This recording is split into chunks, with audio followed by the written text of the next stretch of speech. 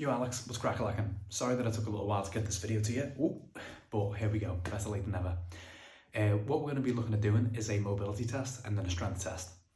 Firstly, in the mobility test, all we're looking at doing for this one is we're going to be comparing how mobile and flexible your bad leg is to your good leg, or not your bad leg, I'm sure it's a lovely leg, but the injured side compared to, the non-injured side. And we just want to try and get a reference point of what the tightness is like in the muscles on that side compared to the other one, so we have an idea of how much work it is that needs to get done. And then the strength test, when we go and do that one, that's obviously going to see where your body's at right now, just in overall strength, and give us a little idea of what the discrepancies are like from leg to leg, and give us an idea of where it is that we need to go to.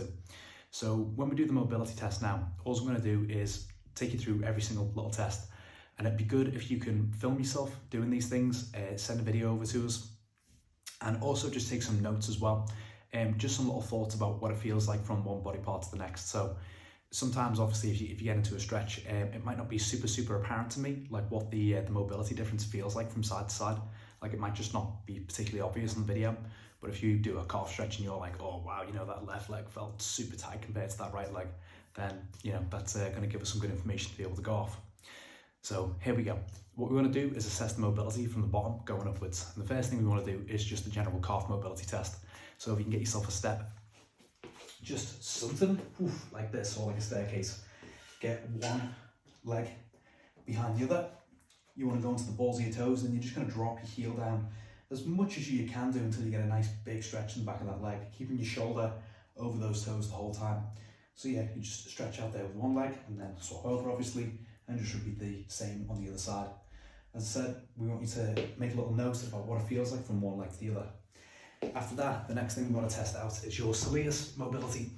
So your calf itself, runs on the back of your leg, but it goes all the way up above the knee. The Salinas is a muscle that's underneath the calf, but it cuts off just before the knee. So if we want to assess its mobility a little bit better and get another good idea for your ankle range, if we cut off the calf basically by getting in a kneeling position, we can see how mobile that Salinas is. So what we want to do is get yourself in front of a wall. You want to get yourself about 1.5 hand spaces away from the wall, and all you're going to do is get yourself onto one knee and push that knee right over that toe and see how close it is that you can get to that wall. So go right over there. Like, my knee at the moment is going about 1 inch over that toe. We just want to see how close it is that it's going to get. If you want to get a rough estimate, you can just use your hand and see what's going on there. So here I'm just a little bit over a fist away. Oof, push a bit more. Maybe I can get a bit further, but we only want to push as far as we can do whilst keeping that heel on the floor. So again, we do one leg and then we swap it over. Make sure your other foot's going in the exact same place, and we just repeat that process from there, seeing how close it is that we can get. So for me right now, this right knee is that little bit more mobile than that left knee. This one's one hand away, the other one's about, 1 and a bit hands away. So there we go. After that, the next thing we want to test out is what your hamstring mobility is like. So the easiest way to do this is just doing a good old standard hamstring stretch.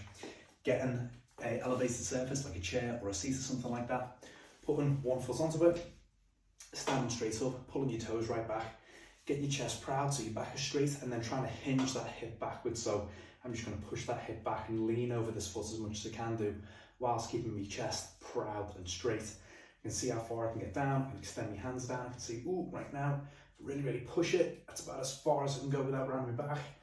And come down, I'm near the ankle point. Swap it over and just repeat the same thing. Toe pull right back, chest proud, hinging that hip right back. So I'm sitting down and pushing that hip back, leaning over, check it on that side, boom. After that, the next thing we want to check out is what your Rectus Femoris and your psoas mobility is like, your hip flexors.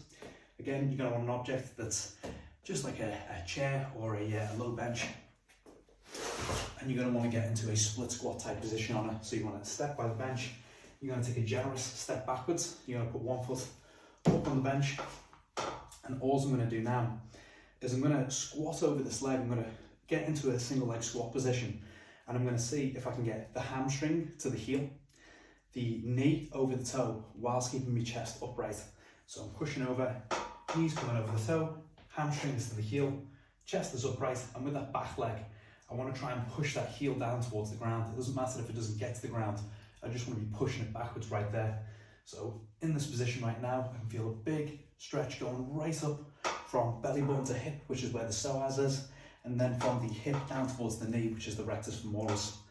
So if I get in there now, it's quite tight on the right side. If I swap it over, and repeat it on the left,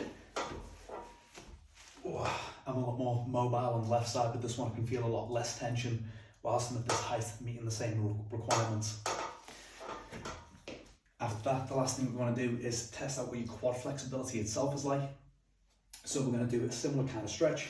What we're going to do now is get onto all fours, put one foot up on top of a bench or a chair, and then up onto the front leg. So we're on one knee, like we kind of look like we're looking to propose towards someone. And then from here, I want to squeeze that glute. I want to try and push my hips back towards that foot and see how far back I can go whilst keeping this chest upright. So I can do it there, and then obviously just swap over and do it on the other side as well. And that's a lot more of a full quad stretch in that one. And sorry, the last thing we want to do is see what your abductor mobility is like, the insides of your thighs.